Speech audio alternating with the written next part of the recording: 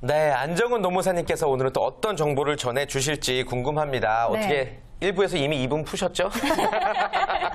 네, 올해 2014년 달라지는 노동법에 관한 내용을 준비해왔습니다. 그래요. 네. 해가 바뀌면서 달라지는 부분들이 상당히 많은데요. 노동법 부분에서도 어떤 점들이 많이 달라지나요?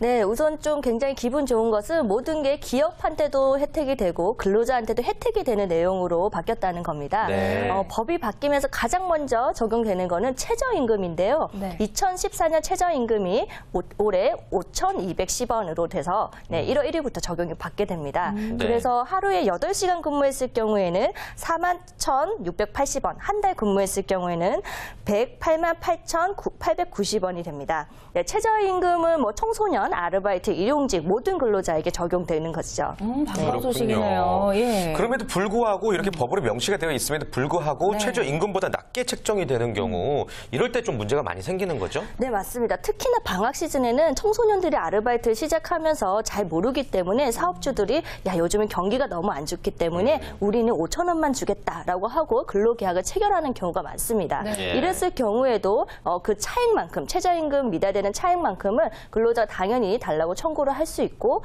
이것을 지급하지 않았을 경우는 사업주는 3년 이하 징역에 2천만 원 이하 벌금형에 처해지게 되는 거죠. 그리고 최저임금 시급을 기준으로 산정하게 되는 뭐 연장수당, 야간수당, 휴일수당, 연차 휴가수당도 최저임금 기준으로 다 인상을 하게 됩니다. 그래요. 아주 네. 반가운 소식. 이 최저임금법 달라진 내용 살펴봤고요. 또 어떤 내용들이 달라지나요? 네, 좀 슬픈 얘기긴 하지만 요즘은 경기가 너무 안 좋다 보니까 근로자한테 임금을 주지 못하는 사업장이 많아지고 있습니다. 네. 그런데 더 슬픈 거는 그런 사업장이 폐업을 하거나 도산을 하거나 사업장이 없어지는 경우죠. 이랬을 경우에 노동부에서 대신 임금을 지급해주는 제도가 최단금이라는 것이 있습니다. 그래서 최종 3개월치 임금과 3년치 퇴직금에 대해서 우선 노동부에서 지급을 해주고 있는데요. 그 상한선이 모두 다 인상이 됐습니다. 그래서 작년 기준으로 했을 때 20대는 150만 원에서 180만 원으로, 30대는 240에서 260, 40대는 260만 원에서 300만 원, 50대는 510만 원에서 280만 원, 60대는 동일하게 210만 원인데요. 그래서 40대 근로자가 3개월치 임금을 못 받고 3년치 퇴직금을 못 받았을 경우에는 노동부로부터 최대 1,800만 원, 그렇게 임금을 우선 지급받을 수가 있습니다. 그렇군요. 근데 이 급여가 상한액과 일치하지가 않을 거 아니에요? 네. 조금 적을 경우에는 어떻게 되는 것이며 더 많을 경우에는 어떻게 되나요? 네, 더 적을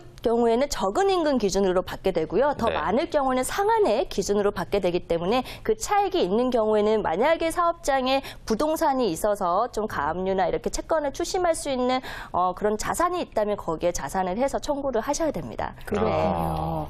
자, 그리고 이제 내 집 마련 참 너무나 큰 문제인데요. 근로자를 위해서 국민임대주택 기준을 조금 완화한다는 내용도 있더라고요. 네, 맞습니다. 비정규직이나 좀 고용이 불안한 근로자들을 대상으로 임대주택을 이제 혜택을 받을 수 있는 기준이 완화됐습니다. 네.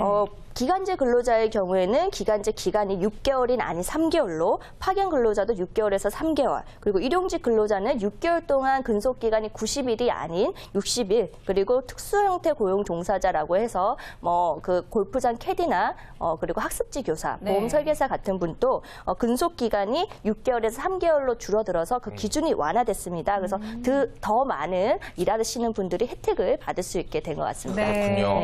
아무튼 뭐 올해 근로자들을 위한 제도는 많이 개선이 된 것 같습니다. 그렇다면 또 기업을 위한 제도는 어떤 것들이 새로 달라졌을까요? 네, 일가정 양립, 앞서 나온 맞벌이 부부 같은 케이스인데요. 이렇게 육아휴직을 사용하는 근로자를 기업에 대해서 혜택을 주는 경우입니다. 그래서 육아휴직 사용하는 근로자를 대신해서 채용하는 근로자들한테 지원해주는 인건비인데요. 기존에는 대기업의 경우에는 20만 원, 우선 지원 대상 기업은 40만 원이었는데 모두 인상돼서 대기업은 40만 원, 우선 지원 대상 기업은 60만 원으로 인상이 됐습니다.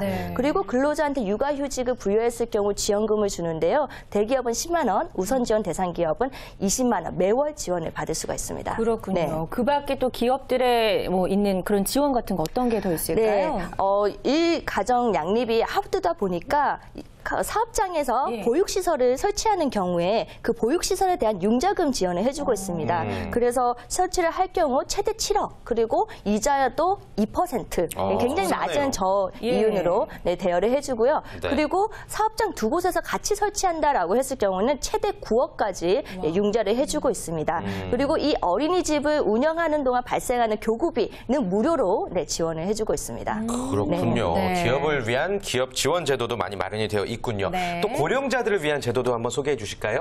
네, 고령자들이 우리나라의 경우 굉장히 급속도로 확산이 되고 있고 그런데 반면 일자리는 없기 때문에 고령자들의 이제 생활 지원 문제들이 많이 발생하다 보니까 고령자들의 근로 시간을 줄이고 근로 조건을 줄이는 대신 계속 고용하는 사업주에게 지원해주는 혜택이 두 가지가 있습니다. 네. 하나는 임금 피크제와 또 하나는 근로시간 정년 60세 조기 도입제인데요. 네. 이렇게 우선 혜택을 해서 계속 고용했을 경우 지원금이 더 확장이 됐습니다. 그래서 임금 피크제 경우에는 근로자 소득이 6,870만 원인 경우에는 최대 840만 원까지 지원을 해주고요. 네. 그리고 정년을 폐지하거나 60세 이상으로 정년을 조기 도입했을 경우에는 근로자 1인당 30만 원으로 최장 1년에서 2년까지 지원을 해주게 됩니다. 정년을 도래한 근로자를 다시 고용했을 경우에는 그 기간에 따라서 3개월에서 1년까지 인건비 지원을 해주고 있습니다. 네. 그리고 비정규직 문제도 늘 이제 화두가 되고 있는데요. 비정규직 과다 사용을 제한하기 위한 제도도 있다고요. 네, 이 법은 작년에 개정되는데 올해부터 시행되고 있는 제도입니다. 네. 300인 이상 사업장의 경우에는 자신의 사업장에서 비정규직을 도대체 얼마나 사용하고 있는지 공시를 해야 되는데요. 그래서 3월 31일까지 노동부 워크넷에 자신의 사업장에 어떤 근로자들이 있는지 공시하는 것입니다. 내용은 정규직, 그리고 기간제 근로자, 단시간 근로자, 일용직 근로자, 재택이나 간의 근로자, 그리고 용역이나 파견이나 하도급 근로자들이 어떻게 구성되어 있는지 공시를 하는 겁니다. 네, 이 부분도 여러분들이 잘 참고하셔야 될 것 같습니다.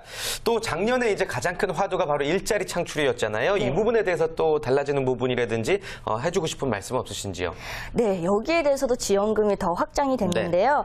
일자리 창출에 대해서 얼마나 중요한지 지금 화두인 거는 다 아실 것 같습니다. 그래서 신규 근로자를 채용했을 경우에는 연 1,080만 원 한도에서 최대 2년간 지원을 해주고요. 신규 근로자를 채용을 위해서 설비를 더 투자했을 경우도 여기에 대해서 지원을 하고 근로시간을 줄인 거에 대해서 임금 보전에 대해서 기업이 재원을 줬을 경우에는 거기에 대해서 50%를 지원을 해주고 있습니다. 그리고 산업안전보건의 혜택을 받을 수 있는 직무 범위도 더 넓어져서 더 많은 근로자가 이제 산업안전보건법 보호를 받을 수 있게 됐습니다. 그렇군요. 자, 오늘 생활 속 법률 상식에서는 2014년 달라지는 노동법에 대해서 하나씩 짚어봤습니다. 다음 시간에도 알찬 시간 기대해 주시기 바랍니다.